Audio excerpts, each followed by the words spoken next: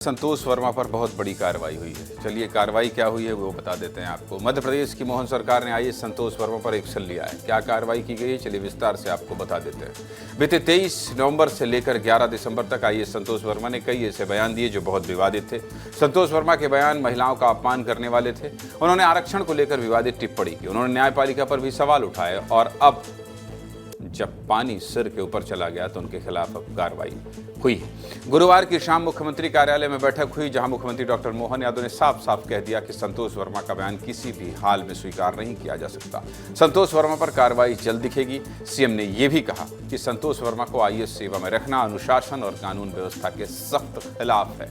इस बैठक के बाद सामान्य प्रशासन विभाग की तरफ से एक आदेश जारी किया गया और संतोष वर्मा को कृषि विभाग से हटा दिया गया। संतोष वर्मा कृषि विभाग में उप सचिव के पद पर थे और अब उन्हें इस पद से हटाकर सामान्य प्रशासन विभाग में अटैच कर दिया गया है, जहां उनके पास ना कोई काम होगा और ना कोई विभाग होगा। सामान्य प्रशासन विभाग की रिपोर्ट में बताया गया कि संतोष वर्मा ने फर्जी और जाली दस्तावेजों के जरिए प्रमोशन लिया था। जीएडी ने भी ये माना कि संतोष वर्मा के खिलाफ कई आपराधिक केस दर्ज हैं और फर्जी दस्तावेजों के आधार पर लिया गया प्रमोशन अवैध माना गया है। सरकार का कहना है कि संतोष वर्मा का जवाब असंतोषजनक है और सरकार ने संतोष वर्मा को आईएएस सेवा समाप्त करने का प्रस्ताव केंद्र सरकार को भेज दिया है और जल्द ही आईएएस के पद से उन्हें बर्खास्त भी किया जा सकता है। संतोष वर्मा के खिलाफ हुई इस कार्रवाई पर बीजेपी कांग्रेस के नेताओं ने क्या कहा है ये भी सुनिए।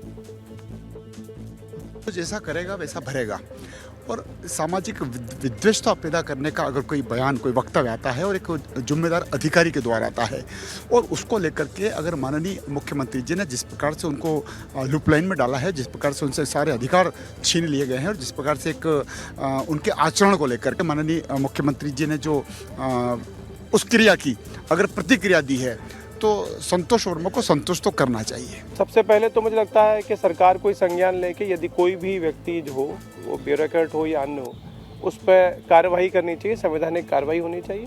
दूसरी बात, सिर्फ पद से हटाने से कुछ नहीं होगा बल्कि आईएएस एसोसिएशन को भी देखना चाहिए कि यदि ब्यूरोक्रेसी में कोई व्यक्ति इस प्रकार का आचरण कर रहा है जो सर्विस बुक के विरुद्ध भी है, जो संविधान के विरुद्ध भी है और संवैधानिक व्यवस्था के विरुद्ध भी है, तो उस पर कार्रवाई करना चाहिए।